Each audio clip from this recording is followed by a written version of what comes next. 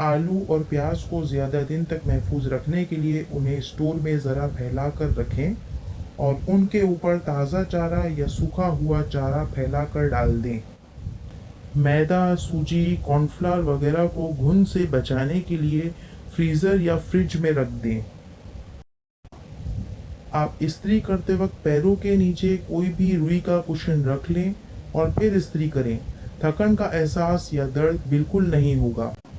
Dustbin की बू से बचने के लिए उसे साफ रखें और रात को कचरे के ऊपर एक लीमू का रस छिड़क दें और उसका छिलका ऊपर रख दें। खुदा न खास्ता अगर आपका हाथ कट जाए और खून ज़्यादा निकल रहा हो तो फौरन शहद लगाएं या ठंडा आटा लगा दें, खून बंद हो जाएगा।